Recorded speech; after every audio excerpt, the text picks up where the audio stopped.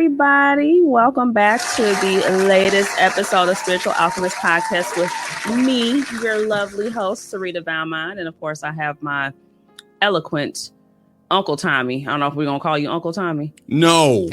Well, they be trying to call me TT, and you Uncle, you know, when we on Mimi. I am Uncle Tommy in my family, so I can't be mad. But it just seems to go the wrong way. But you know what? I did read and saw both. Did both a video montage on Uncle Tom. Aww. And how actually that actually came about, right, and how great he was as opposed to the negative connotation he's given by Harriet Beecher Stowe's story. But and the man, right, he actually was an advocate of freeing slaves. He was in Canada with the Underground Railroad. He did all kind of great shit. Yeah. Niggas. Right, because they had to always change the connotation and stuff. Right, made it all. And make it all niggerdom. I'll be Uncle Tommy. That's okay. I'm TT Rita, so that's all right. Because my nephew couldn't pronounce my name, so it turned into TT Rita, and it's still that. And he's 23 years old, still calling me TT Rita. And I'm like, dude, your voice is super deep. And TT Rita. It's one of those circumstances. Somebody say your real name to him. He was like, who? Right. Who's that? Like, who's that? Like, your auntie that's been your auntie for your whole life. I got plenty of cousins. Pumpkin, Pie, BB, and they got real names. So somebody said their real name. I was like, I don't know what you're talking about. Oh, here's a good one. Like my cousin Sean, because I thought that was his name. That's not his name. That's his middle name. He don't go by his first name. I didn't find out until after my aunt passed away, and then we looking at the obituary, and I'm like, who's this? I'm like, who's this? It's an extra child. I thought you only had 6 kids. Who's this one? And that's when I found out that was not his name, and now I know, but I wasn't aware. My cousin JJ, all my life been JJ. Mm-hmm. It's a girl. Mm-hmm. Been calling her JJ. Somebody said her name. Somebody said Jackie. Called her Jackie. It's called Jacqueline. I was like, who that? I don't know. Actually, no, that's not what it was.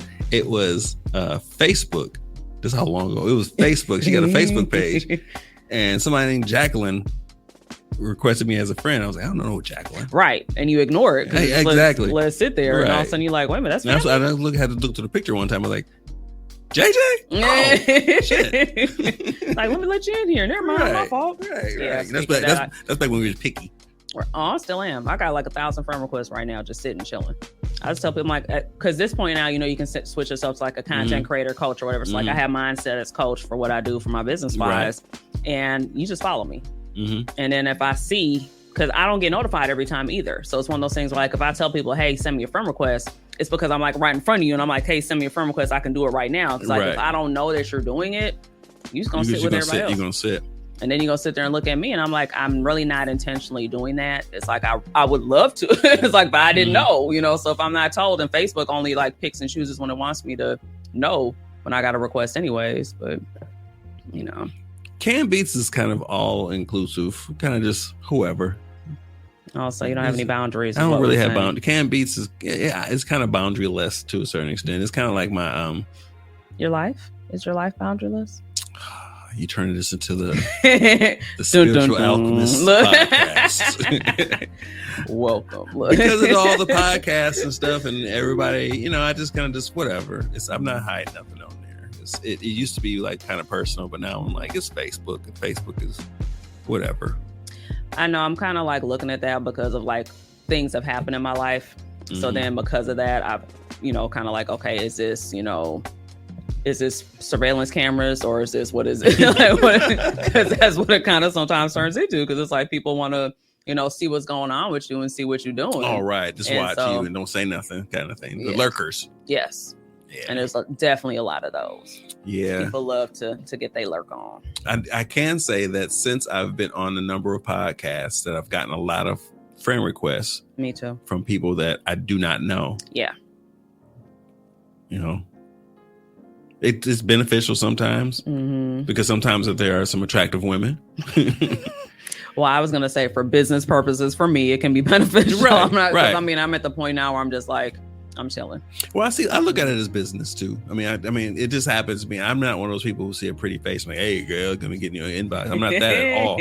But I'm like, oh man, she's cute. But then it's kind of affiliated with somehow with the podcast, and it's actually opened a lot of doors to people recognizing what I do and asking me to like do some engineering and stuff for them and stuff. So it benefits. Oh, and some art, a lot of art. Yeah, we gotta talk about the art thing after, off the air. Sure. Definitely have some things that I can have you do, but I don't want them to, get you a little bit too happy. I don't know how to take that.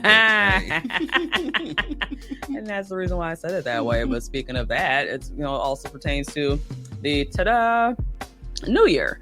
And so today I want to kind of talk a little bit about that because it is the beginning of the year, the calendar year. And that's the one thing I want to say. Like for me personally, yes, it's the calendar New Year. For me personally, it doesn't really start until the actual, vernal equinox, when things start to come up out the ground and springtime, things are growing and things. So I feel like right now is more or less like the planting, like you're kind of like tending to your seeds. So is that March? Yes. Yeah, okay. So I was trying to figure that's out. March. Okay. And so it's actually like the tail end of March. So like 21st, 21st and 2nd, like that. Might even be the 18th. Hell, I don't know. I ain't look at the calendar yet, y'all. We still look, I'm living day by day right now. You literally know the moon and the suns and stars and shit. Yeah. Okay. We were talking about that the other day. Yeah, we were, because I was throwing you off because you're like, what? The moon? I was like, I thought the moon was in Cancer. I'm like, no, it's in Virgo. Right. And you were right, because the person who told me that said, yeah, it's a Virgo moon. I was like, they were right. They speak the language. I don't speak the language. I just feel the emotions. I feel the pull. Oh, so you're a Drake? Look, because since you said speak the language, I had to go. I don't speak the language. I just feel it. I don't know. And I'm not Drake. I'm not light skinned. Hey.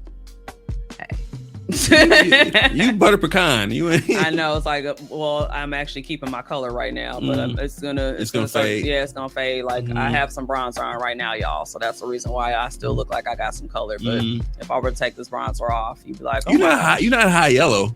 I used to be. And here's the funny part about that. Because I found out that I had low iron. Oh. And because I had low iron, that's what made me look more yellow. See, if y'all listening, light-skinned chicks, high yellows, red bones, just get your hormones tested. That's all. Just get your iron up. Get your, check those things out. Because I mean, for me personally, I found out because of my son. Because when I was pregnant with him, being a good old teen mom, because I drop stuff for y'all every now and again to let y'all know about my life. But yes, I was a teen mom. He's now 23, so he's grown as hell and big as hell. He's like 6'3", 250. So I mean, he's like man. He man. He live on his own. So he's he got bills. He pay taxes. Like he doing his thing. But that's when I found out that I was anemic. And so I started, of course, they have you take iron pills because it's like, basically babies are leeches. They're leeching off everything off your body. I hate to say it like that, but yes, I love my babies, but they are all leeching off my body and trying to kill me. Well, I don't know about body. You heard me on the phone. I don't know about Yeah, mine haven't texted me yet, so that means I'm doing good because I think that means everybody's okay. There's still nobody's bleeding. Everybody's alive, so but they were their dad this weekend. So wow, so his right, but his still responsibility. But the funny part is that even though they're with him, they still text me asking questions. I'm like, dude, why didn't you ask your dad? They're like, well, because when we get over by you, and I'm like, but you're not by me. Well, because, and it's like, I'm like, I love y'all too, but no, we're not doing that. But circling back, because I can get on the tangent really quick. Yes, and I'll help you get on. I know you will. That's why Uncle and TT over here, the Uncle TT show. Well, we got it bad as long as the R&B songs don't get right. Because we will bring up a song and all of a sudden we'll sing up to the chorus. Right, and that's okay. It might come up. We'll see. You never know. Right. But, going back to what I was just, mentioning as far as for how things are going right now, I feel like there's a lot of a lot of pressure sometimes in the beginning of the calendar year, I should say, because people feel like they got to have their shit together. And it's like, now it's like, okay. And like, now it's like, oh, it's the beginning of the year. I got to do this. I got to cut people off. I got to do this. And it's all like, well, slow down. Like if you weren't working on all these things before, don't just all of a sudden, because the clock turned 12 o'clock on January 1st, and now you feel like you have to do all these things. You're putting unnecessary pressure basically on yourself. And in reality, it's like, okay, map out a plan. Like, number one, like, what are the things that you want to actually work on within yourself? Or if you're a person that's like, you know what, I don't need to work on anything, that's cool too. You know, to each his own. But if you really deep down know, like, hey, I really want to get my shit together once and for all, then it's like, okay, well, now start with actually, you know, writing out a list of the different things that you want to go ahead and work on. And then start trying to take a look at, you know, well, what's my support look like? Because oftentimes, like, you know, we will have these things we want to work on, but then we might not have the proper support to be able to go ahead and do so with it. And so then it's like, for example, if you like was saying to your friends or whatever, like, hey, I want to work on this. Like, nigga, you know, you were drunk. Why is you over here not trying to throw it on like those? Like, you know, but they're not trying to support you in the way that you need. So sometimes you have to really go ahead and just have those conversations, which those can also be a little tricky too. And being like, hey, you know, I want you to hold me accountable. Like, hey, these are the things that I want to look at doing, you know, going forward. Can you be that person to hold me accountable? But then, of course, too, you also know who your friends are. So, you know, like, you know, the ones that you can basically be like, hey, I need to be held accountable. Or like, no, I'm not going to ask you because you can't even hold yourself accountable. How am I going to ask you to hold me like accountable as well? Or the ones who will hold you accountable and hold you accountable so harshly that it ain't even helpful. Right. Like, or it turns into like it messes up the friendship. Right. You know, so that's the thing too. So being able to definitely have like that harmony that I often say. Because I'm a big person where I will say, I use the word harmony versus balance because I don't believe that there's harmony. I don't believe there's balance. I believe that when you say balance, it almost makes it seem like the Libra scale, you know, where everything has to be, you know, equal. And when I say, you know, harmony, I almost pertain it to like music, because of course we talk about music all the time, and being able to go ahead and look at the melody, putting everything together. And it makes a beautiful song. And so that's why I always say, you know, harmony versus balance. I think that I'm glad that the timeline isn't the first of the year because I haven't really put a lot of thought into what I want to do and how I want to change things. I have had some things in my I want to buy a house. Like this year, I want to buy a house. I know there's some things I need to do prior to that. Last year I said 18 months, I'm going to have, you know, some credit things, so I'll clear it up. And it actually happened 10 months earlier. So I'm like, all right, so it's actually happening in the right direction. So now I'm like, all right, so what am I supposed to do this year to make sure I'm ready for that? Right. And I haven't thought anything about it because I'm ahead of schedule. So I'm like, all right. Like, I got time to kill. Like, let me go ahead and it's like, well, no. Right. Well, not even that. It's more so like, wait, I didn't expect it to happen this fast. I wasn't ready to actually have the next step. Ready. Right. No. I want to go. So I have until March to kind of, well, not even that. Like, how about this? I don't even believe in the time restraints that people put on themselves. Like, I can start tomorrow and actually mark it as like being your new year. Yeah, it's the 14th, and then the next 14th is going to be the next month, and that's where my measuring stick is. I just start. But we always want to have a clean slate to actually go back and say, you know, it's been a year or whatever. But you can always mark a year because, you know, we have our own timestamps.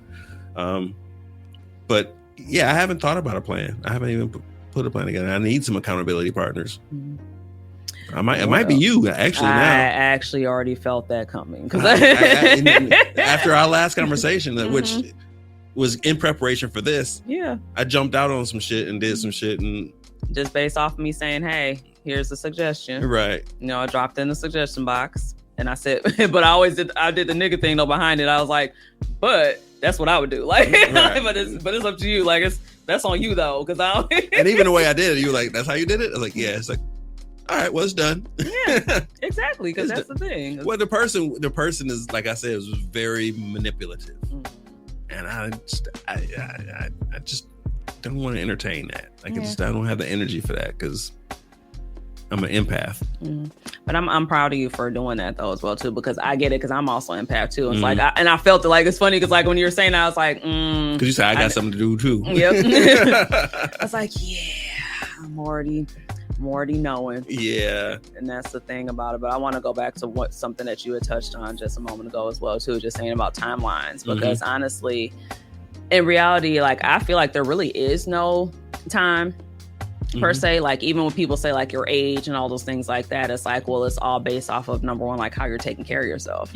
Because I feel like I always jokingly call myself Benjamin Button, because I'm like, look at stuff and I'm like, I'm actually looking younger than I did back at certain points in my life when I was actually at that age where now I have a lot of people that are coming up to me and they're like, you know, asking me questions. So like when I said like my son is 23, they be looking at me like, how are you 23? How's your son 23 when I thought you're like 35 or I thought you were 30? And I'm like, yeah, nah, but it's about how you take care of yourself and also how you move. Until you told me today, I did not know how old you were. And I did not know you had a 23-year-old. I actually, this is how I base age off of who I'm talking to. Music references. Literally, I make, it's like, all right, so she knows who Wu-Tang is. And she knows some of the R&B songs. And I'll go back and say something. You're like, I know that song. I'm like, damn. All right, how old is she? But I don't want to ask you. So there you go. Yeah, I can confidently say that I'm 42 years old. All right. And I'm okay with that.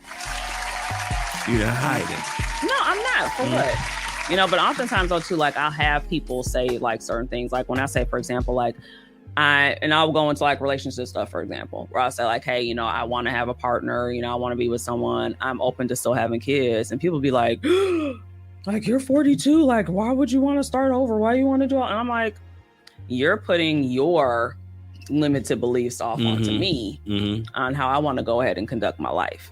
I didn't say that I'm gonna do it tomorrow. I just said that I'm open to it. So it's like if I'm with someone, for example, that doesn't have any kids, or maybe they only have one, you know, I'd be open to that because my kids are older. Like I have a 23-year-old, I have a 16-year-old, and a 12-year-old. And so I'm like, I'm okay. My 12-year-old's probably gonna be pissed. I ain't gonna lie, because she used to being the baby. She's like, I don't want to be a middle child like my older sibling because I don't want to act like them. I said, you don't have to act like them. All of a sudden, it just happens. Right? I like just next day you gonna wake up and be like, middle child syndrome. Right? Fuck everybody. Like, which was funny too. Speaking of that, my middle, you know, you as a parent, you have moments that occur where you know you shouldn't be laughing, but at the same time you're trying to also like maintain composure. This is my life. This is my life as well too, because my kids are funny as hell, like because they're my kids, so like they got my sense of humor as well, but like worse. And so my middle one and my youngest one were fighting over the front seat of the car. Because one called shotgun, but they didn't call shotgun the next time we got in the car. So it was this whole little thing going on. All the rules of shotgun. I'm like, just somebody get in the fucking car so we can leave. Okay, like this is all I'm trying to do. I just want to go home. Like I want to go. Literally. Like literally.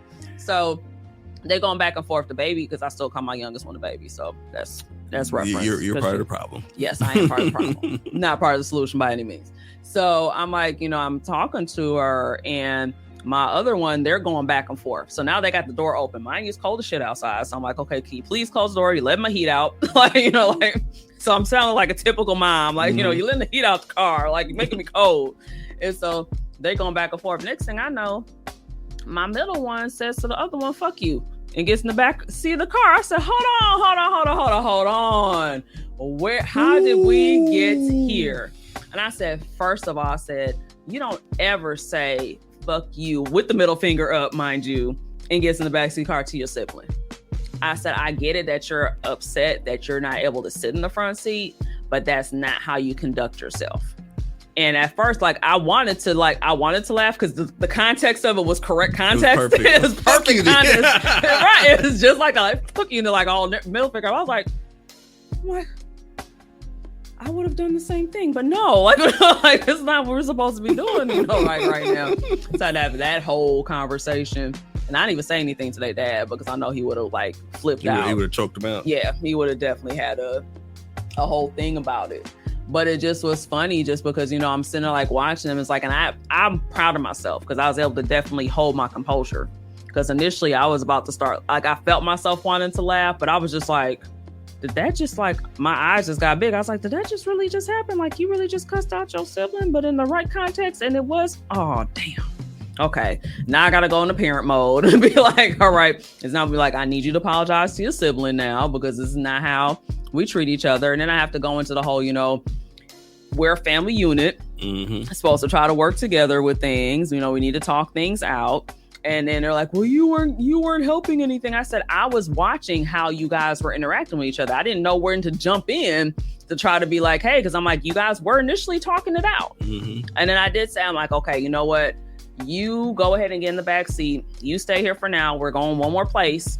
When we go to this one more place, y'all can switch again. And now it's established. Oh, so this is okay. This is the ongoing thing. These are the rules that These are the rules. So the unknown rule that I didn't know is that it switches every time you get out. Like there's a rotation. That was there. I added that in because I said, okay, because y'all fighting over this. I said, so that's not the normal. It's not a normal thing, but I said because y'all doing this way. Okay, I'm gonna go ahead and. That's actually a good solution. And that's what I felt it was too. Mm-hmm. And that's when it turned into the fuck you and the middle finger and then got in the back seat. And I was like, hold on, this is not. I tried to come with a solution. So then we ended up getting to the place, that we were at. And then I let the middle child go out to where they were going to be at. And then the other one came to the front seat. And I said, look, we're not finna do this shit. And of course I had to say just like that because you're the older one now. So you don't want you're the one that's supposed to have some damn sense. I need you to act like you got some damn sense right now. I'm like, you need to apologize to your sibling. I said, because what if somebody else would do that to them? Would you just let that happen? And they're like, well, no, I wouldn't let nobody talk. I know you wouldn't let nobody talk to your little sister like that. So why do you feel like it's okay for you to talk to your little sister like that? And I think it was also a caveat too, is they wanted to go to the mall and they wanted me to buy them something. So I said, you need to go ahead and apologize to your sister. And then I said, I will think about if I'm going to go ahead and do this. But mind you, if I do this and you do the shit again, I'm taking everything back. And y'all both sit in the back seat. Exactly. Y'all both sit together and be chauffeured, and I continue to be your Uber driver like I've been for all this time anyways. But they're getting their license next month. And they already got a car and everything because my ex-husband is that person where he's like, I got to have everything together before, I'm just like, okay, fine. As long as it ain't my money.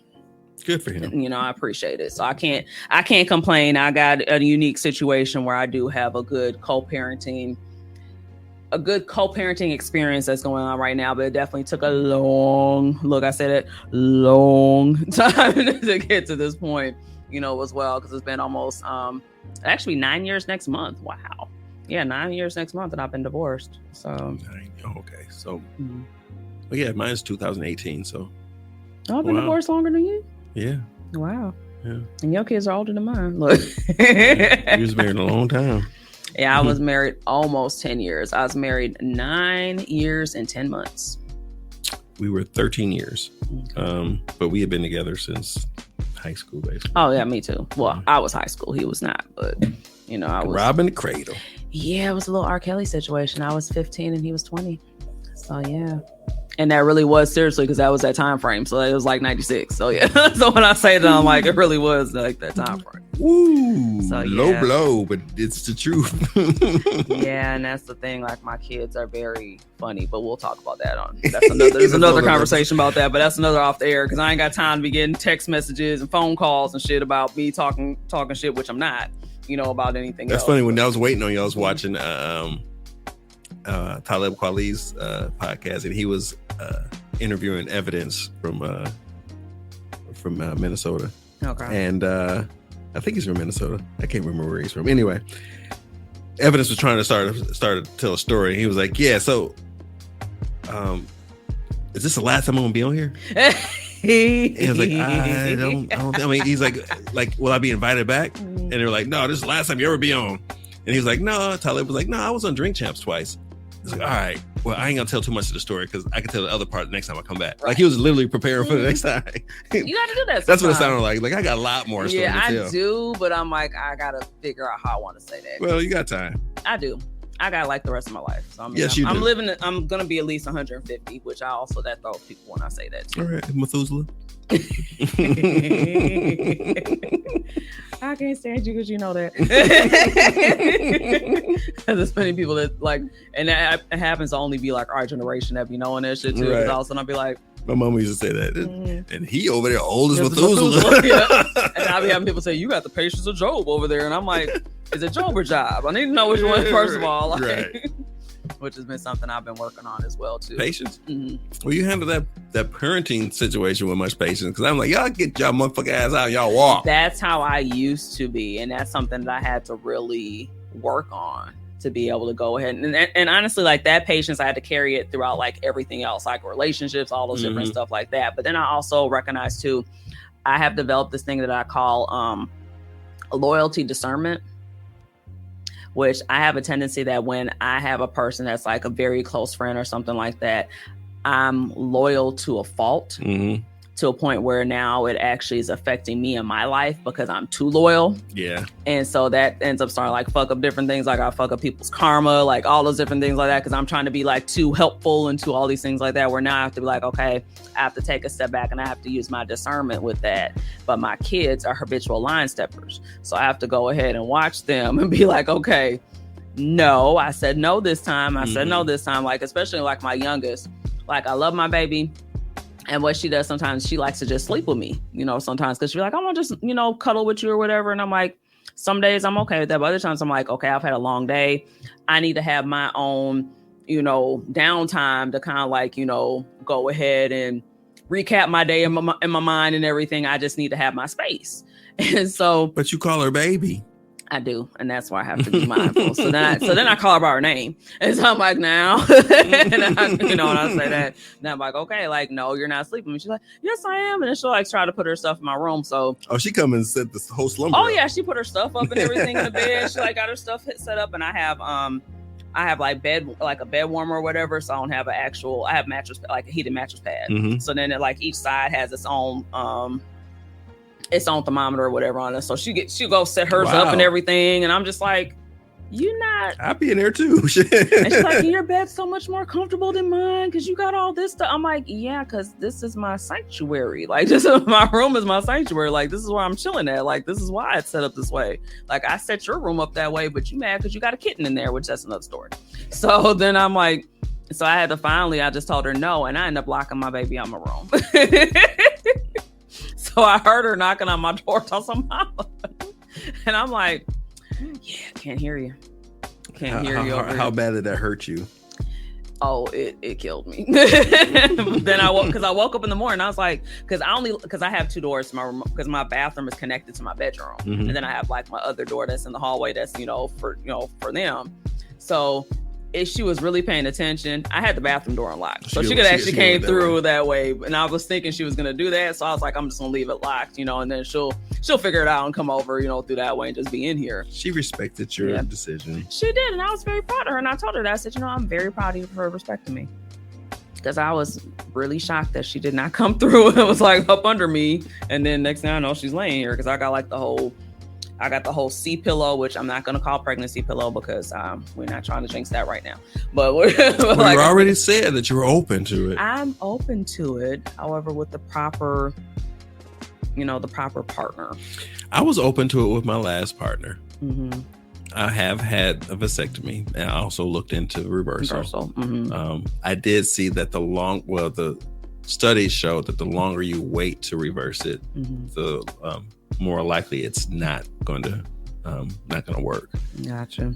And my youngest is 16. That's mm-hmm. how long ago it was. So right. It's been a long time. I think there was like a 30% chance of it actually being effective. So. Oh, that's very interesting. I've not really heard of so many men that actually. I mean, I know a couple men have had vasectomies, which is mm-hmm. very responsible mm-hmm. of yourself to be able to go ahead and do that, because there's some Negroes out here that's got like 20, 30 kids. Shoot the club up. I had literally. I don't think and plan out much in my life because a lot of stuff happened just happened, mm-hmm. and it was all good. Yeah. But with my marriage and with my children, I was adamant that I was going to have one partner mm-hmm. and children with one partner that all had the same name. Okay. That was a definite goal of mine. Mm-hmm. If I were to have another, which I never thought that I would actually be married again. Tommy Jr. He's like, I just want a junior. Look. A friend of mine has a boy, and he was monkeying around with me last Sunday. Mm-hmm. And you got that little spirit came in. A little bit. He kept punching me and kicking me and stuff like, boy, you better stop before, he's 9. I got to treat you like a man. Right. He was like, you won't. And I talked to the mother. I was like, hey, he need to get roughed up. She was like, do what you got to do. Mm-hmm. Man. I threw that boy around like he was crying. He was crying. I felt bad after the fact. But I was like, it's like, no, you have to learn today. You gonna learn today. Mm-hmm. I'm a grown ass man. Right. You don't be hitting me like no. You don't hit no grown ass man. Here, take these grown ass licks right here. It's a little different now. He gave me a high five. I saw him today. Yeah. Like, hey. Yeah, that's their sign of love. Like they enjoy that type of stuff. I know I used to rough up my son and everything too, and that's my thing. Like I would honestly, I would just want my child to be healthy. But if I had a preference, I actually was saying to myself, I was like, I would actually be cool with twins, a boy and a girl. Is it in your? Knock it out. Is it in your gene pool? Not in a damn. No. It's like no percent. It'd just be one of those. Oh, look at that. When did that happen? But I think also too, they say like as you're older, the potential is there that you actually can have twins at an older age. Yes. No matter how your gene pool runs. Mm-hmm. See, my ex-wife, her grandparents were. She's generationally the next one to have twins. Her grandmother is a twin. So it skips a generation. Right. Her grandmother is a twin. So and there was no other twins.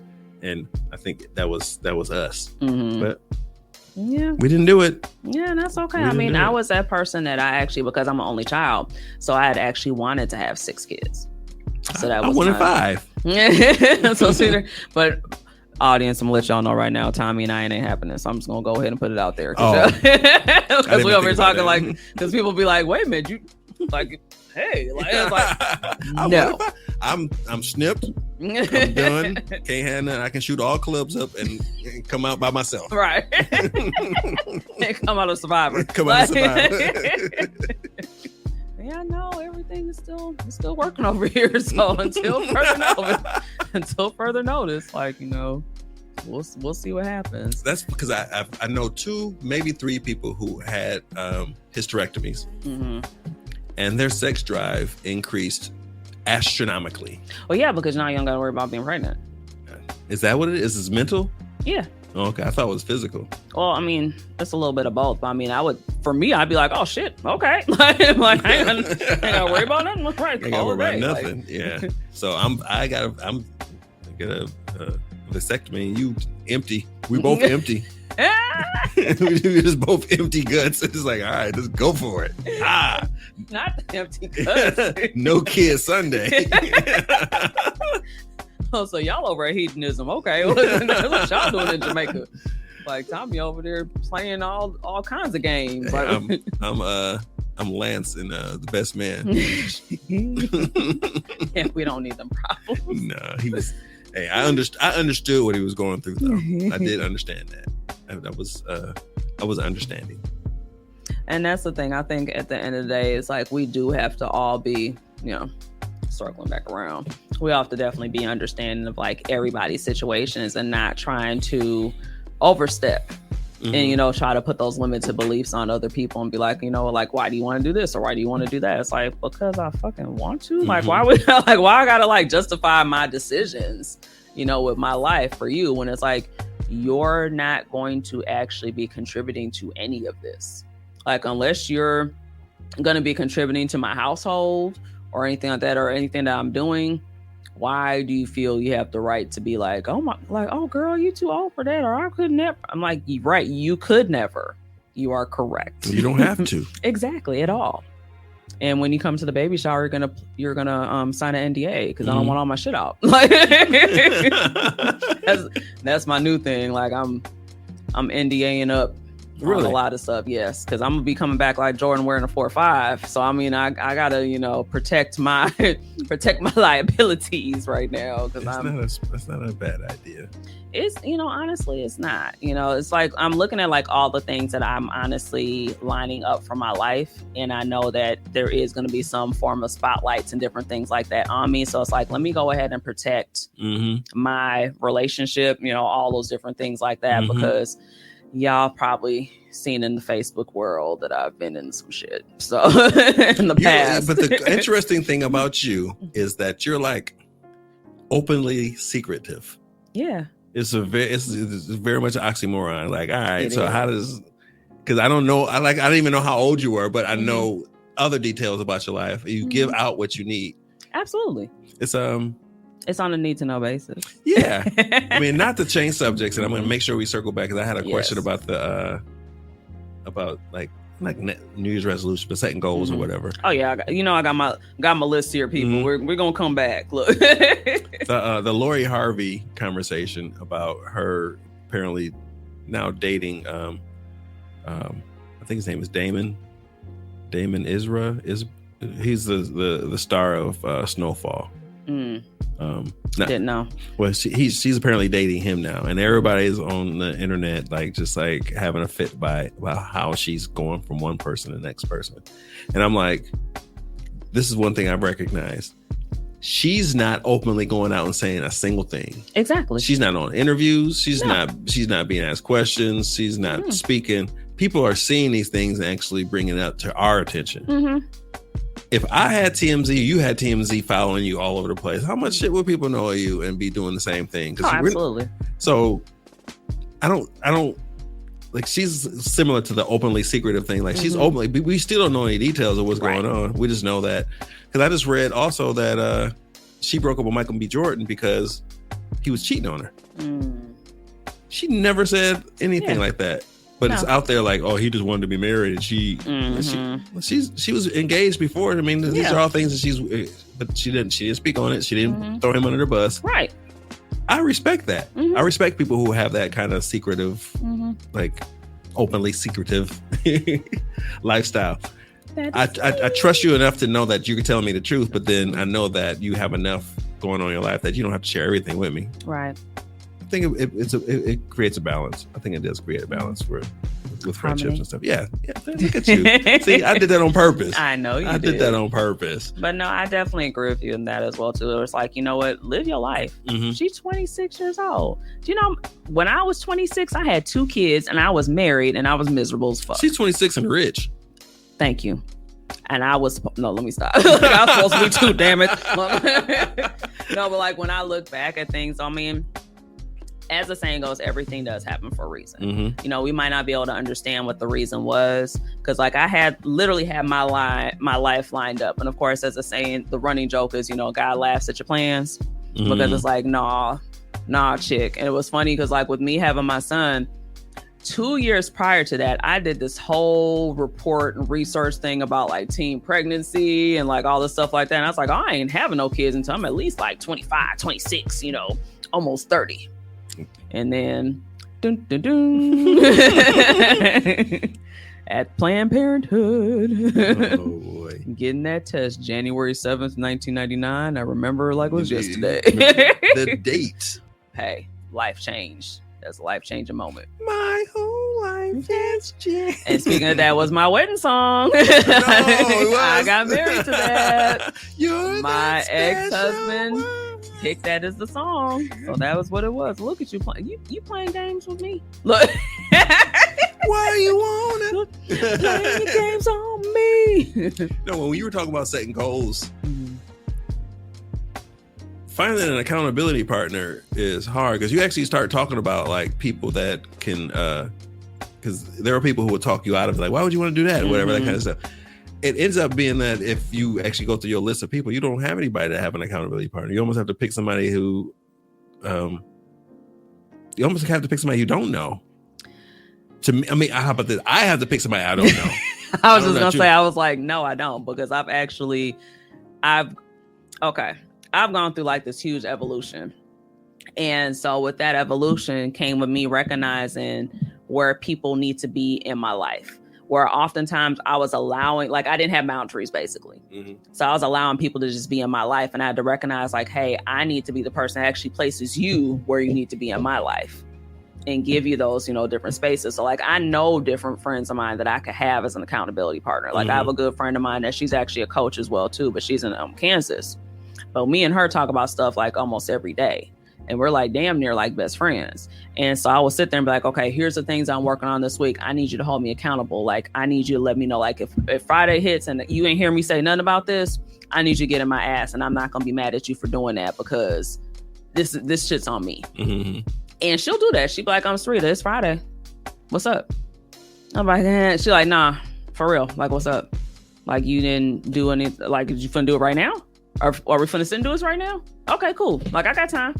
And we'll be on Zoom together, and she'll just sit there. She's like, I'll sit here with you. That's cool. Go ahead and work on it, you know, and get through as much as you can. If you can't. Next time we talk to her, ask her. Like is she taking applications for accountability partners? She might not be able to do it, because I'm gonna ask this question. If Arkansas is Arkansas, how come Kansas isn't Kansas? Is in Arkansas. Right. Well, how come it could be Kansas. It could be. How come it can't? Why is it not? I mean, she's originally from Florida, so she couldn't. She wouldn't be able to answer that. But anyway, that's a dope. Like, she'll make time whenever the time is necessary. Yeah. But I also say to her too, because she has issues with boundaries as well. So I say to her, like, I'm the one that says to her, like, okay, you need to have a boundary on this. That's a boundary issue right there in itself. Because she's like, all right, I got, right, and I got food cooking, but I'm gonna stop right now. And I'll say to her, I'm like, what are you working on right now? And she's like, oh, I'm doing. I said, okay, cool. I said, so you continue working on your shit. I'm gonna work on my shit. I just want to make sure I'm not interrupting what you're doing. Because like, you got a family and everything. Like, you got a husband, you got a daughter and stuff like that. Like, I'm chilling in the house by myself with the cat. Like, it's like, so I don't got like those type of responsibilities at the time when me and her are having those conversations. But it's definitely, a good thing that we are able to go ahead and do that. Because in my past life, like, I did have some friends that were, good for accountability, but some that weren't. But then that's also too, that comes with you, with life experience and just kind of recognizing, people's patterns and things like that as well too. So I know we were talking about that earlier, just like being able to recognize, the patterns of different people that you're around and seeing how they do things and how they move. And then basically being like, you now have the chance to, just basically the choice to say, hey, do I still want to move like this? Or if you zigging, I'm zagging. We're not zigging together no more, so we got to go ahead and, figure it out. But it can be a dicey situation, so that's why I said, you might want to look and see who you could actually really have, be held accountable. And sometimes it might even just be a therapist. Because like with me, like, I'm in therapy, like, I'm not going to front. I'm like, I believe everybody, and I say this all the time and people laugh at me, but then after I say it and they laugh, they be like, you're right. But I say that everyone that's born should have a little card for a therapist. And when you get the age that you need it, you just go ahead and call that number, and here's your therapist that's assigned to you. You can see if they're still practicing or not. Well, then you got the next person in line that's going to be your therapist. But I feel like, honestly, we all need to be in some form of therapy just to process different things that have gone on in our lives, because we've all had different situations where when you take a step back and look at things, you be like, damn, this shit's not normal at all. Like, this is not, but of course, that's also subjective, as far as what's normal and what's not. But being able to go ahead and kind of look at those different things. So it should be like how a pediatrician is given to you. Just a therapist. I lost track of my therapist and fell out of, and I was kind of upset by the fact that he could have recommended, because I was seeing him every week. Okay. And I was saying, this is a little bit much as far as, it was financially a little bit much for me to see every week. But he was like, well, he didn't offer me like every month option. Or every other month or nothing like that. Excuse me, like every other week or like a monthly. He was basically just, you figure it out, let me know, kind of thing. I was like, well, damn. Yeah, that's not good. Yeah, and we were vibing for a second too. And I even had, in my relationship, actually, he let me bring her in on a session here or two. So we were going, I'm not sure if I want to actually open that door again. Like, I want to open that whole relationship with another therapist. This would be the third or fourth one I've tried. I honestly will say that it's something to consider, because this is for myself too. It's like the fourth one that I've had as well. Might even be fifth. Because when I had, and I think maybe I did mention, I don't know if I had, but I had postpartum depression with my son from being a teen mom and like all the different things, the dynamics that were going on in my family. And so that's when I first started going basically to therapy. And so like now, I know it's like whenever there's like pivotal things going on in my life, I'm basically in therapy, as far as I'm just like, all right, time to, get that additional support. But it's like this time, I look at it so much differently, where I'm like sitting down, like I go in and I like say, hey, these are like, she had me last time. She's like, okay, I need you to go ahead and write down the things that you want to work on. You're going to develop the plan, but I'm going to hold you accountable. But once you develop the plan, we're going to go over the plan and see if it's actually a realistic plan. Because she's like, she's like, I can tell Sari that, you want to get this stuff done, but she's like, also too, I don't want you to be going through like emotional bypassing and different things like that as well, where I want you to go ahead and process your feelings, your thoughts and things like that, and see, where this is originating from, like where the trauma is originating from. And of course, 9 times out of 10, fucking childhood, but still being able to go ahead and look at those pieces and then, move forward. Because I'd had a conversation with her, like, for example, I was talking a little bit about the grief, with my mom. And then also, you know, discussing like the relationship with my father and how the dynamics and stuff, you know, has changed. And it's funny because when I'm talking to her, I feel like I'm talking to myself. Cause she'll be like, okay, now Sarita, like she'll just like kind of go and she'll be like, let's look at it like this. Like, really, you need to look at it this way. And then I'm like, well, damn, you're right. Cause I was looking at it like this, but at the same time, I needed to just get this shit out. Like, hey, this is the way I feel. But I also agree that, yes, I do need to look at it this way, but I need to just say my piece as to why I'm basically the way I am, so to speak. And she's like, well, the good news is you can change that. And she's like, and here's your blueprint. You already got it written out. Let's go ahead and start working on it and trying to figure out ways through it. Cause like one thing I had mentioned is that if I don't have like something scheduled for my day, like where I have to leave the house, I will lolly fucking gag. Like I'll just be in the house like do, you know, trying to do stuff and not, you know, paying attention to it. But now that I recognize that, she's like, even if it's just you going to the grocery store or something, just to plan something, because that way then it's like putting your brain in motion of having to do stuff, or if it's just you going to the gym or whatever it is. And then I was like, oh. And then I said to her, so I started doing that, but then also too what I did is I planned a day where I sleep in. Or like it's just like it's my sleeping day. Like I look at my whole schedule for the week and I'm like, okay, what day can I sleep in where I can at least just, you know, chill and not have to worry about anything. And that way it kind of offsets for me the, you know, the need to have to be, you know, on such a strict schedule. Because with me, it's a matter of I used to have issues with discipline, which that's actually on my list of stuff to talk about. I had issues with discipline because of like the how can I say it? The hierarchy with it, also like the patriarchal society, you know, aspect of discipline, where discipline is almost like a form of punishment, you know, and kind of looking at it that way, where it's like, okay, well, you got to be disciplined. You got to do this, you got to do that. You got to be motivated, you know, all those kind of things like that, where then I had to take a step back. And over this past weekend, I was working, I was at an event with my spiritual advisor where she does like a thing called Soul Sundays.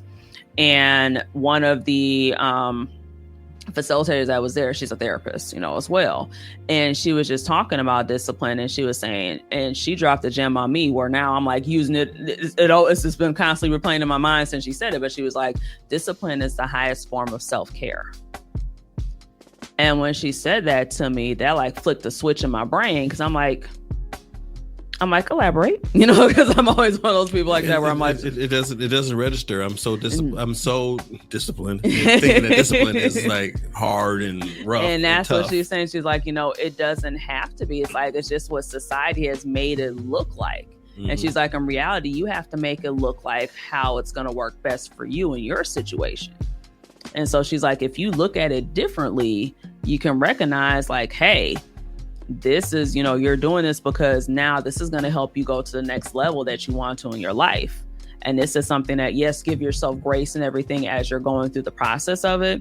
But it doesn't have to be like this, you know, this, you know, type of situation. It can be more like, okay, what's your parameters on how you want to get this done? And when that was said to me, I was like, oh, because with me, like, for example, and I've said this, like, I maybe have in the past, like on Mimi's podcast and stuff, where like I was raised Catholic. You know, I was raised very like, you know, strict, you know, about the book. Like I was trying to talk to my mother about like me, you know, getting on birth control and things like that so that I would avoid my son. And she was like, oh no, you're not doing that. You're not having sex. You're not doing any of these kind of things. And I'm like, okay. And so, which the funny part, which I can say this now, and of course my son will probably hear this later, but I actually did go and get on birth control. And when I was taking a break from birth control is when I got pregnant with my son. So I could have actually had him earlier than that, because I was definitely sexually active earlier than that, you know. But now, you know, looking at those things, it's like, you know, being able to have those different conversations, but it was really just because of how they were raised.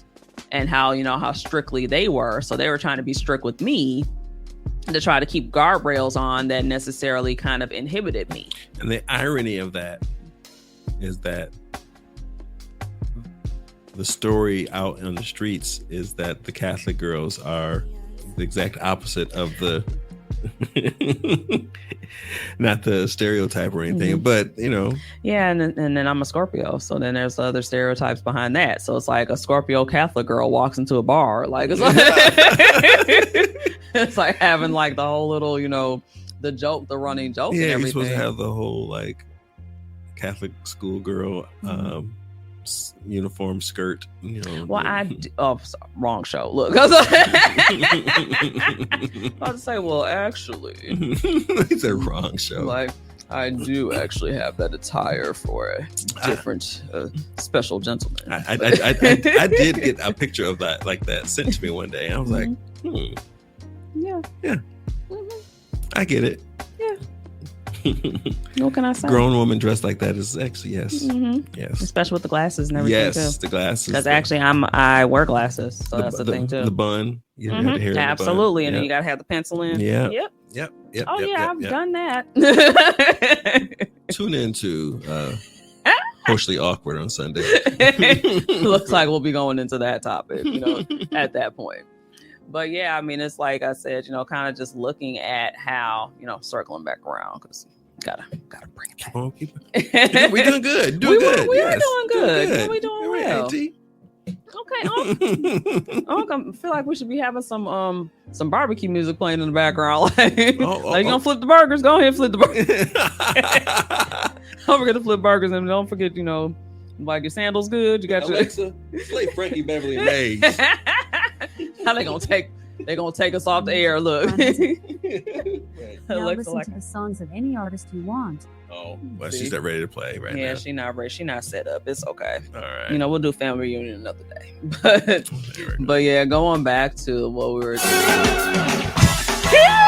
I cannot stand him. Yeah. Literally, we about to get taken off the air, y'all. No, we're not. No, we're not. This guy only play like a little bit. No, it has to be a that's not the backyard song I was thinking of. Oh no, but this is one that pop on. It's Frankie Beverly Maze. He makes me. He is the king of barbecues. Man. Southern girl. Happy feeling. There we go. But yes, it's so much to be able to go ahead and kind of unload, of course. But circling back to just looking at things and just saying like, hey, number one, you don't have to have everything ready to go for the beginning of the calendar new year. I appreciate knowing that right now. Like that causes anxiety. Yeah.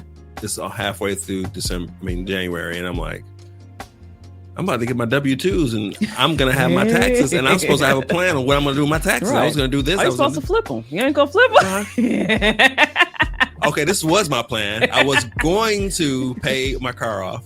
I was going to finish paying a couple $1,000. I mean, I don't have that much left to pay on. I just pay it off and save the rest for my closing costs. But actually, is this your first house or your second house? It's been so long since I had a house before. It's my first house again. It's not.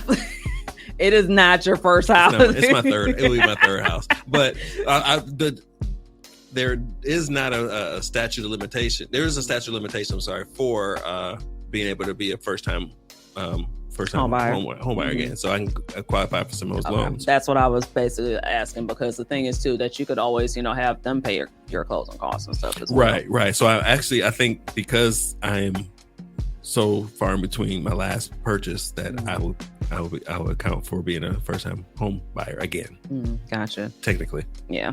I got my first house when I was 22, 23. And so I was kind of like ahead of the curve, but it was because my parents were already home owners. And so like I rented with my ex-husband from like the age of 19 up until that point. And then we got our house together, got married. And of course, then when we got divorced, I had to, short sale. Yep. Because I was like, hey, because it was fun.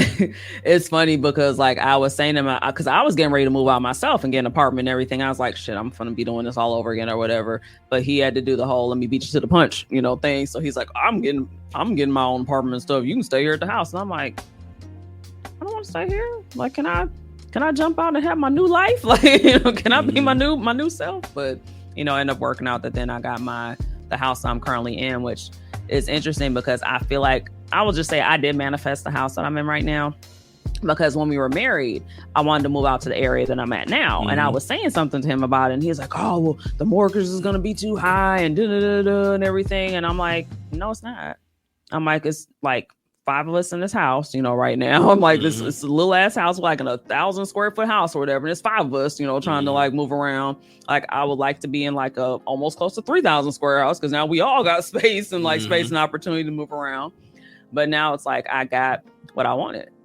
And so it's an interesting thing where I always say like it's not even a matter of being cocky or anything, but it's like, you know, I get whatever it is that I want because I go ahead and I plan and I just work the plan and then just see how I can go ahead and make it happen. And it might not happen at the time that I want it to happen.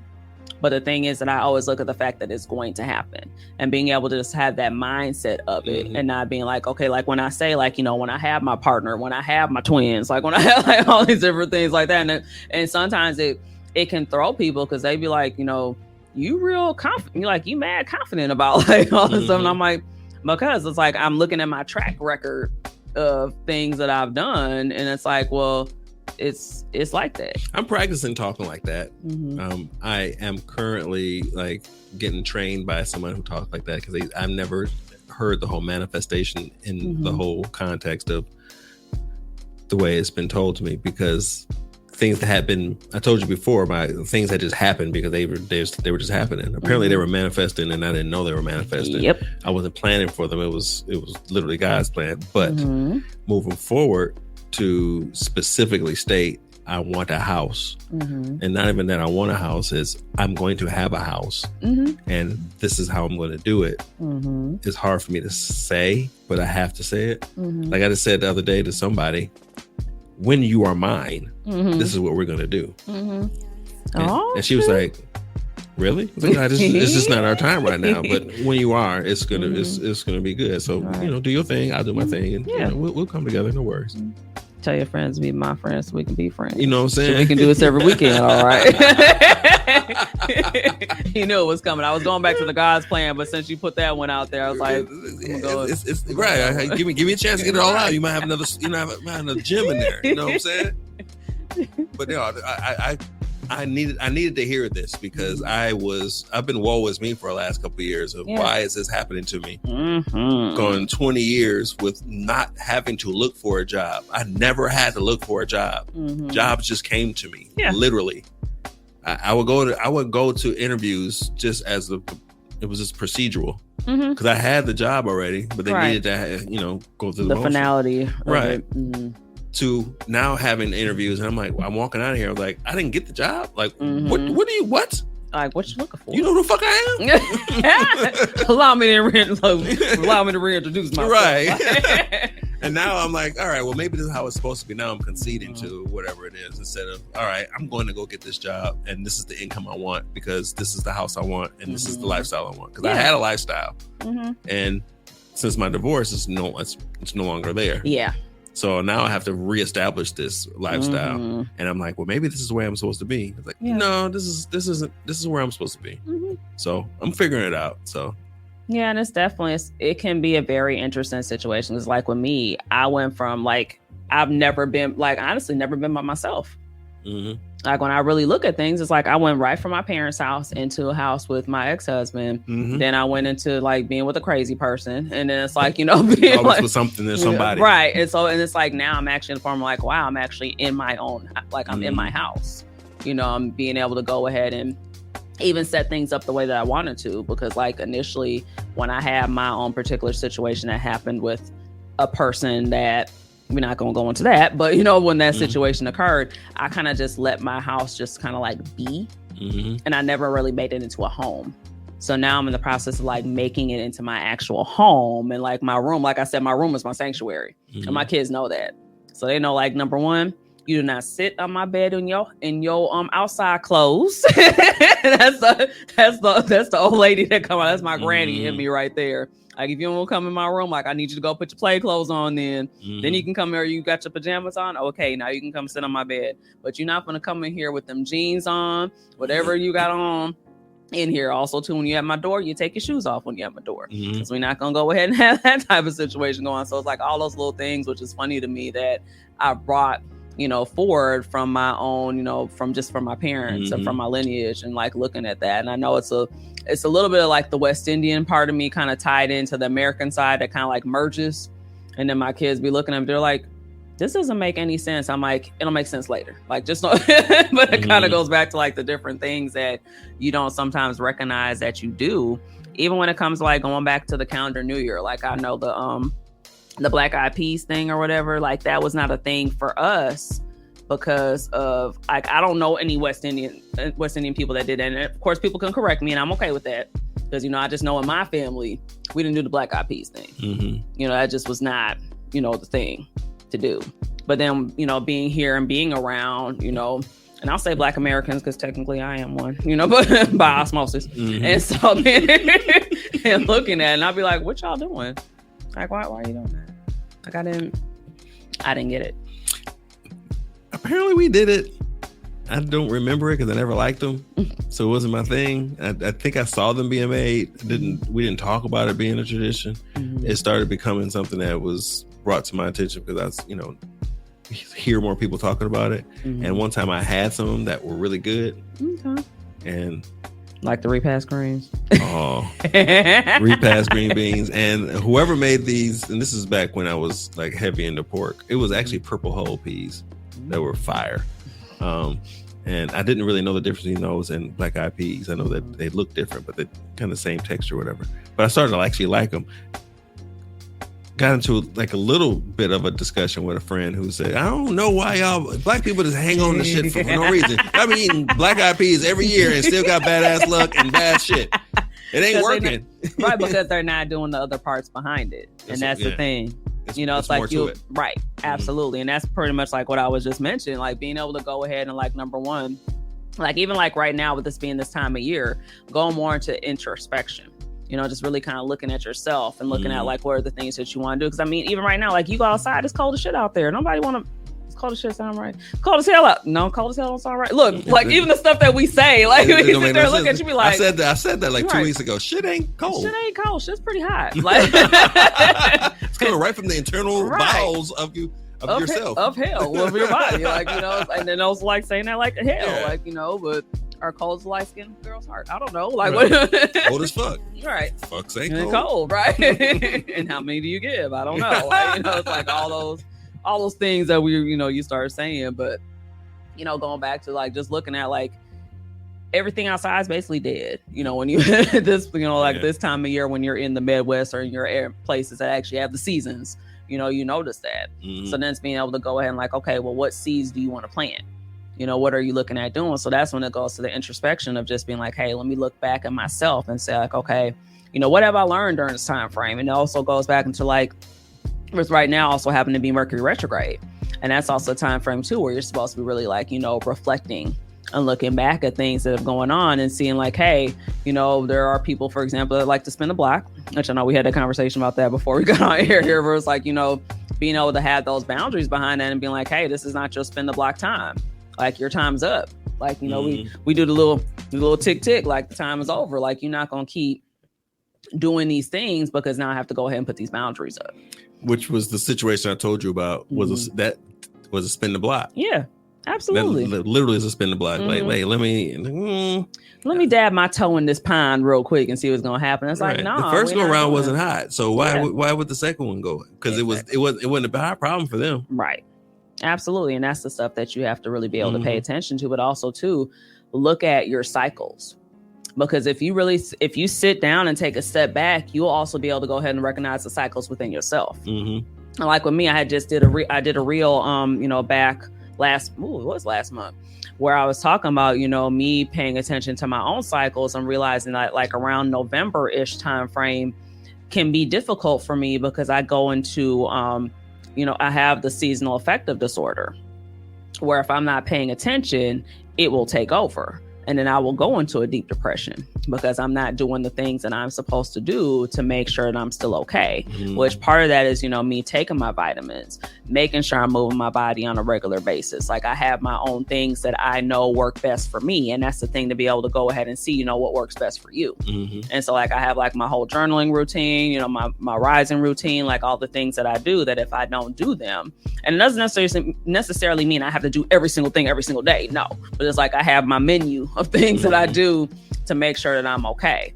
And so that also goes back into that whole looking at myself and seeing that. And then also too, with this year, is what they call like a 7-year, like a year 7, which means that you also should be going back into, looking at yourself and also just diving into your own, spirituality and looking at those different pieces of yourself as well too. What's the significance of the year 7?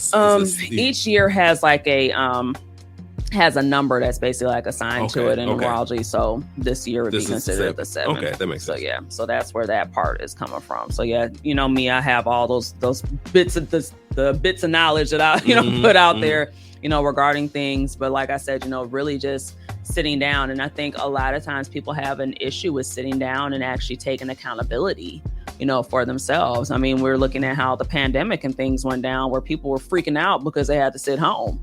And it's like, well, yeah, you had to sit home because now you got to look at your shit. You no choice. Right. And it's like you recognize your shit been stinking, but you've been going ahead and putting flowers on top of it thinking that it was going to, be okay. And it's like, it's not. Like, you really have to do the work. And it can be difficult to do the work as well, too, if you're not used to it. The fine line between reflecting on yourself and ruminating. Yes. And then sitting there and like, shit, I'm the cause of all this. And then going and depressing yourself. Yeah. What are the activities that you can do to not do that shit? Because add that to the seasonal depressive disorder. Absolutely.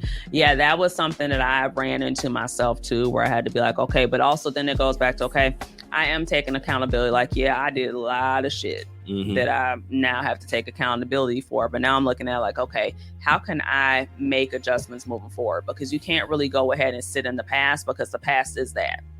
Like you can't, ruminate in that. How can I make adjustments? Right. How can I make adjustments? Okay. How can I make things better, going forward? Okay.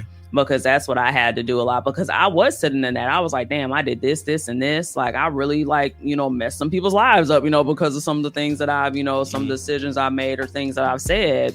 And it's like, but now I don't want to hold that because I'm not going to hold the guilt with it. Like with me, if there's people that I've done wrong, I've said to them like, hey, I'm going to apologize to you. I did this, I shouldn't have done this, and the story. And also too, that goes back into oftentimes you have to also, and this is, of course, this is my own personal opinion, but being able to forgive people that you might not never get an apology from.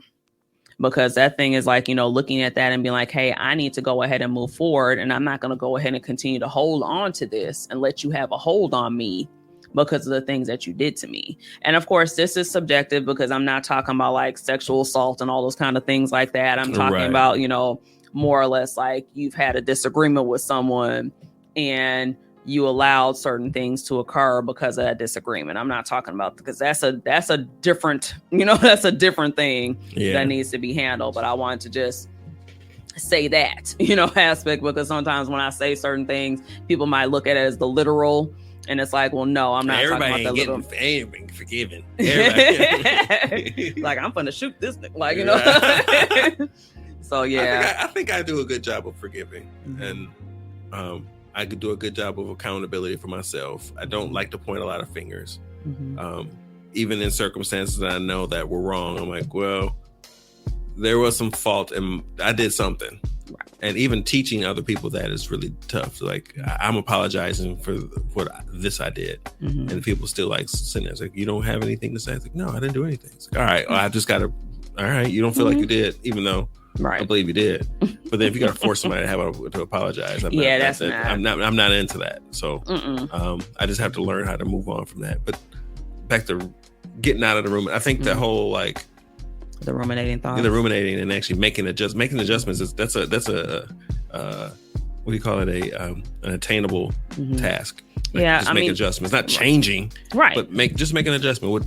slightly. What are you going to It's do? like you just make, and honestly, it's just like one small thing. It doesn't have to be like this huge thing either. Mm-hmm. And I think that's where we also get caught up because we think it has to be like this big, huge, grandiose, thing. And it's like, really, if you just, take baby steps, because you really just want to move like 1%, to be honest. And this is me also. Now I'm speaking from the life coaching aspect of the side of things. But if you just make Gather round, children. Sarita's telling you some jewels. Being able to look at it like it's literally just one small thing, where it's like, for example, making your bed in the morning. It could be something just that, small that, it will move the needle for you, because it's like, now I feel like I accomplished one thing. This is true. And that's something that I, make sure that I do every day. There's maybe even a couple of days where I have not, and I feel away when I don't, but it's like, for the most part, going ahead and making sure that you do those things, but really just having, like I said before, like your own list, your own things that will, assist you when you need them. That's funny. I used to do a lot of things when I was in a relationship. Once I'm not in a relationship, I just don't see the importance of it, which the value of it I lost the value of it. And that's more an emotional thing. Once I make my adjustments, I think things will turn. Well, my question behind that is that, was it something that you're doing for the other person, or was it something that you were doing for yourself that you stopped doing? It was something I was doing for myself, and it felt good doing it. And it felt good doing it because I had somebody else doing it with me. Okay. So it was a tandem of a few things. Now, really doesn't matter. It doesn't. I mean, it does matter, but it doesn't really matter to me right now. And I'd have to make the adjustment to why it did matter then. And even seeing too, because it could honestly be like it doesn't matter anymore. Because the thing too is that, when you're growing and evolving, a lot of times like things that you really used to care about, you start to not care about anymore. Like I used to be like and this I got from my mother, and then I recognized that this was a bad thing though too. I used to be that person that you would never see me in the same thing twice. Which turns into a bad thing, because now you're constantly buying stuff all of the time. And so like my mother was like she definitely was a hoarder. Like I can look back and see that now, because like in my parents' house, for example, they have 5 bedrooms. My mother had clothes in every single one of those bedrooms. And I'm not talking about like a little bit of clothes. I mean, the whole like walk-in closet's full of stuff. And then my dad had this little bit, his little bitty space over here, and then like he had in another closet, he had like a little bit of space over there, and I'm just like, my mother. I'm like, okay. And so now at my house, we have 4 bedrooms. I am in 3 of the 4 bedrooms. Going to get clothes. Going to get clothes. And my kids be like, "Why are you in my room?" I'm like, "I'm just grabbing this dress real quick." And they're like, "Why are you grabbing a dress out of our room? Your room is over here. Why are you in our room right now?" I pay the bills. Exactly. I'm like, smiles. That's what I want to do. When you got your own house, you can do what you want to do. But that's, and then little nigga. Right. And that's, but that I got that from my parents. But now it's like when I look at them, I'm like, okay, I got to stop that. Like I need to go through now. And that's on my list of things to do, is to actually go through these closets and clean up. And just be like, it's time. Like there's stuff in here that I'm never going to wear, regardless of if I'm this size again or not, or whatever, in case me, it's like, this ain't even style no more. Like, let me just go ahead and get rid of this, this stuff. And then also too, like my shoe addiction has come back. And so I have to work on that, because I know I got these 2s on right now. Yes, it has. It's like ding, ding, ding. So now I have to, look, I feel like I need to put my foot up so that way you need to get the look. If I can get my foot all up in the air here, so I got my 2s on. You can't really see my 2s, but I got my 2s to match on my shirt. And look, I feel like I got to take my shoe off to actually show it. I never really liked them until I see them right now. And I didn't like them either, but then I was like, okay, so here are the 2s, y'all. And of course, I got little feet, so that also makes it, so I work kid sizes. Showing my age. Those joints came out when I was in high school. And I was still, in middle school? Hey, it was the thing for when you had some Jordans and you played basketball. Yeah, have them on. It wasn't just a fashion. It was like, ooh, you got the Jordans. Right. You can hoop. Mm-hmm. Oh, that's another thing though too. Like my dad did not believe in all those. Like I would get one pair of shoes. Yep. For the whole season. And like, so I got like the Bo Jacksons, like I had those, like because I was tomboy, which I still am like, borderline, with that as well too. Or ooh, the cross trainers. Yes, I had all like, but I would get the one, and then I was like, of course, once I got a job, then I was able to go ahead and get more shoes. Those kind of grayish baby blue and yellow ones. Mm-hmm. Those are my favorite ones ever. Yep. So that's I have my Brewer jersey to match. Yep. Nigga, couldn't tell me shit. Oh, I remember I had like the Penguins jersey, and I forgot what shoes used to go with those as well too, because it was the yellow, black and white. I forgot what shoes I had to go with those, because I know there were some Nikes, but I don't remember what they were. It's gonna come to me. It will. But that was my thing, like, because I'd be like, okay, now that I have these shoes, I got to match everything with them, because it's like and then that's when you can't wear an outfit twice started. Exactly. And then also being an only child and being spoiled and like looking at all those different pieces as well. It's all coming together now. Yeah. But then also too, even looking at the connotation of being spoiled, speaking of that, because I don't honestly feel like you can necessarily spoil a child.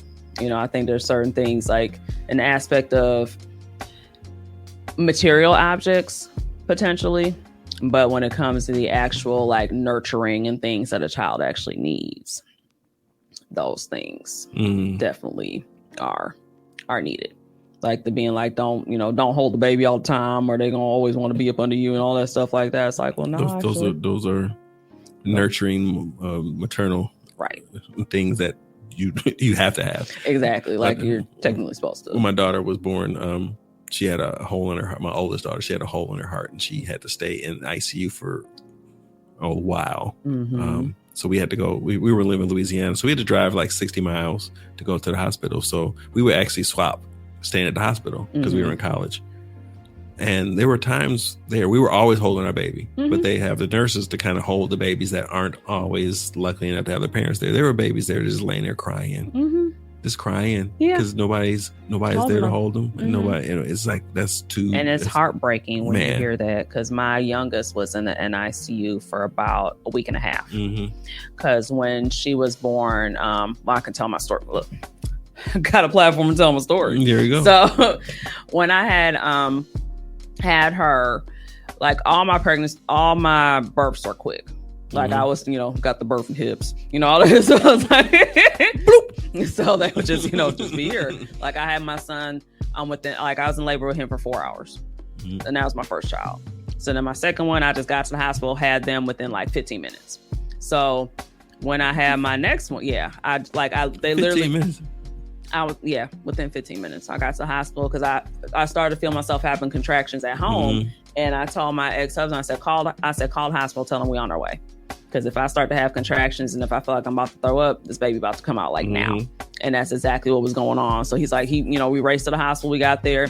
They were trying to do the check-in and everything. And my ex-husband was like, she about to have this baby. Like, we can check in later. Like, I got insurance. Here go the car. Let's go. Let's go upstairs. So they wheeled me up. And when I stood up to get into the bed, my water broke. And then when I got into the bed, my kid's head was right there. So it was just like, we told you. I was like, right. Like, we warned you. So with my youngest one, she was sitting on my sciatic nerve.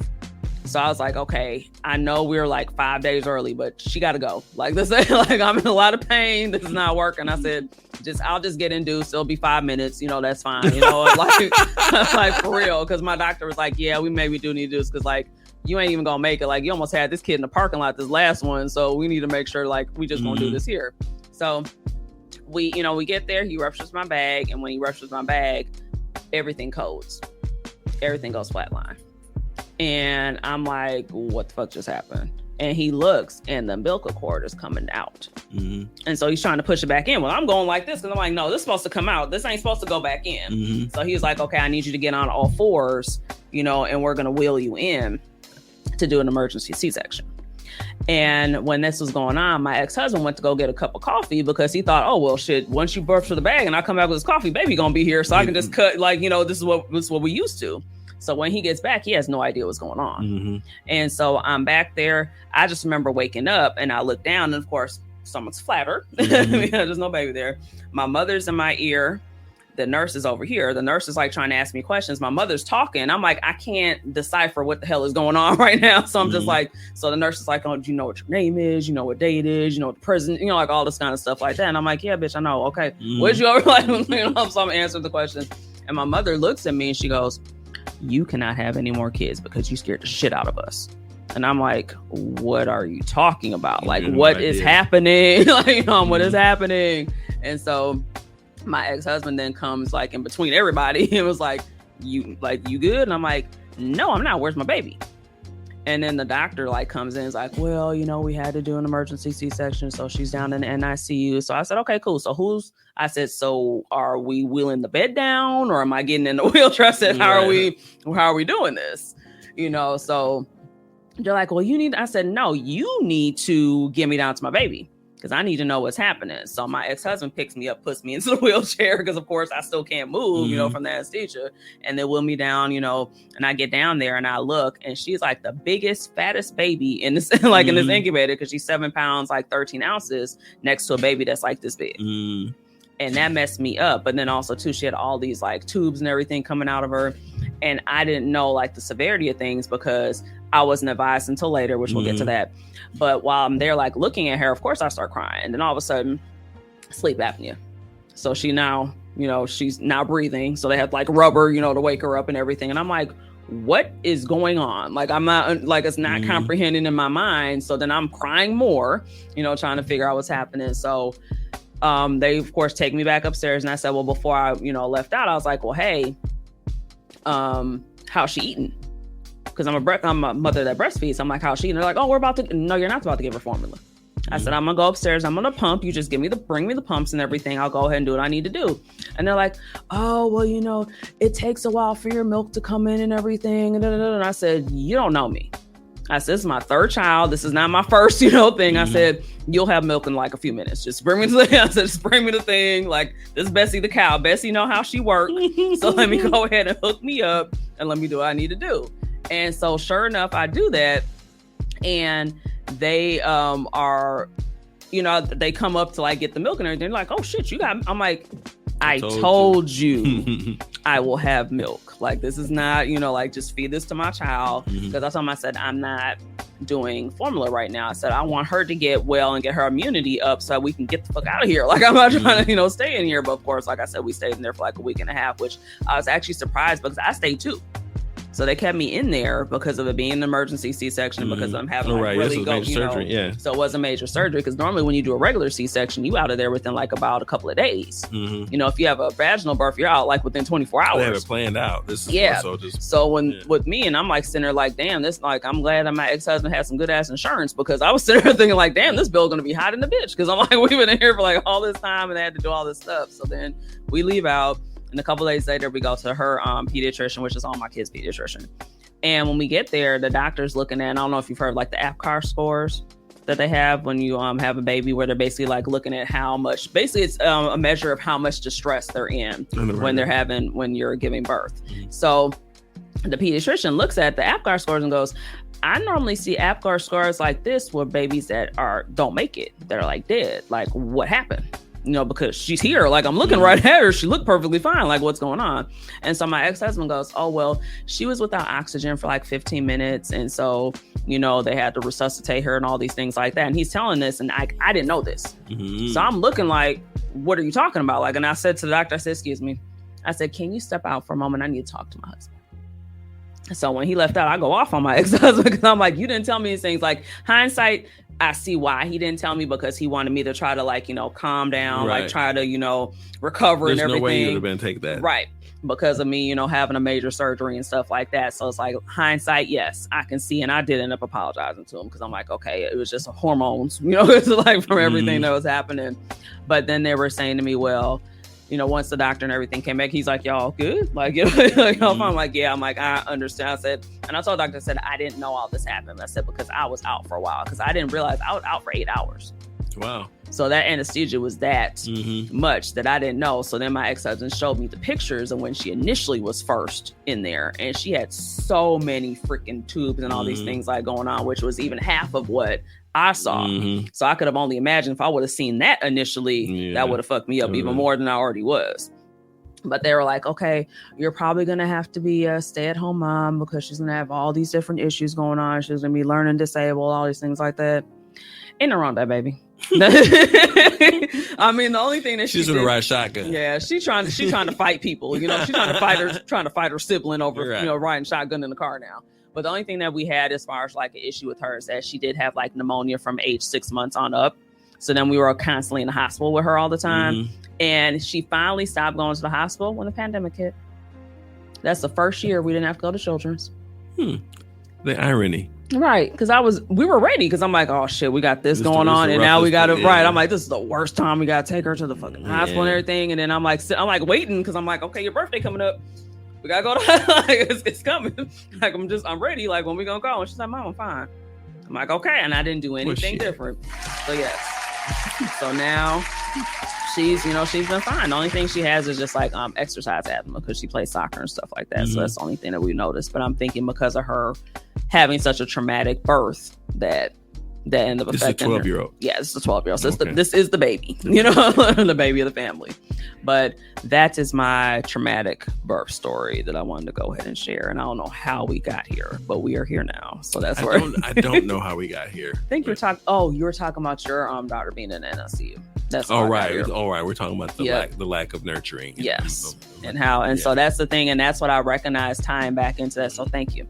But saying that, so that's why she's so clingy, because she was in that incubator, for that time frame, and not being able to go ahead and actually be nurtured, that way. Versus my other kids, they like, hey, no, my son is not like that. My son will come and hug me, but my middle one is like, that's exactly. Look, I get the. And I'm like, like, you were the easiest pregnancy I had. This is what you do to me. Like, what you looking at? Right.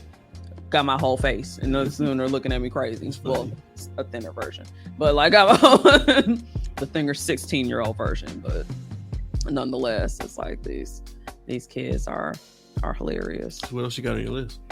Let's see here. I did mention about the discipline. I did mention about. Did I say about planting seeds? You did say about planting seeds as well too. Also reevaluating things as well. So I think I mentioned that part as well, and also just having putting everything in perspective and not I'm about to use the old term, but not putting the cart before the horse. Meaning that just kind of like slow down with things as well too, and just pay attention to what you are doing and what you want to create.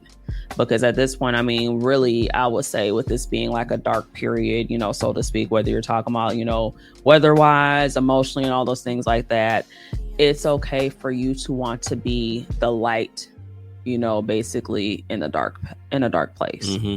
And that it's okay to be that person. I know with me, like, I have a sunny disposition, at times where like, I want to go ahead and share that, just because I was in a very dark space for a very long time. And I did not see the light at the end of the tunnel, with me going through severe depression, anxiety, and also, suicidal thoughts and everything as well, which I know we spoke upon that, years ago now when I was on a different podcast, right? And sharing, my story on that, and just, number one, I don't look like what I've been through, but I've been through a lot of shit. And I said that like in the first episode that, we're going to slowly kind of like unpack different parts of my life. So that way you can go ahead and kind of see that. And that's why I have like the different perspectives. And that's why I think when I give these these stories and these antidotes, is because, number one, other people can relate to it, and that they can see those aspects of them. But often too, they're like, wow, this really, like, you really had that happen. It matches the list very well. No, I think you did a good job of actually tying everything together with the list. That's what I do. That's what you do. You know, and I'm different. Yeah, I'm different. I'm different. Yeah, this is my first time sitting in with you. So I know, and it's not gonna be the last. No, it's not. Apparently, Uncle Tommy. I'm as here. You's a here. I'm as here. But no, this was dope just for us to go ahead and have this conversation because it's some stuff that we have not talked about before. So. No. And it's eye-opening for me in some of the circumstances that I'm currently going through and things that I've actually experienced too. So it's actually perfect timing. So it's been a pleasure. Thank you for having me be a part of Spiritual Alchemist. I'm looking at the camera like y'all can see me. Y'all can't see me. And y'all cannot see him at all. Yeah. But I'm finally looking in the camera for the first time this whole entire episode because I just realized that I'm the hand. Oz. I have Oz. The creator of Oz over here. Just you just hear the voice. Right. The voicest with the moistest. No, that didn't sound good. Ugh. And the mostest, I meant mostest. Not moistest. It sounds like it stank. My breath stank. I don't like that. Right. I don't like that for you either. Let's not have that. But I appreciate you, of course. And, not sure what the next episode will bring because oftentimes I just think about these things and decide to bring it to the table, Let it be natural. Just let it be natural. Organic. Yes. Organic, baby. Yeah, right. Always organic, baby. From the dome, nigga, from the dome. Freestyle. You know what I'm saying? What's 1 2 1 2? Turn me up my headphones. Check. Can't throw no bars. No, right. Just, bars are hot trash. The whole time. Right. I'm the best hype man. Or say hype woman. Right. But all right, y'all. Love y'all. And until next time, I will see y'all later.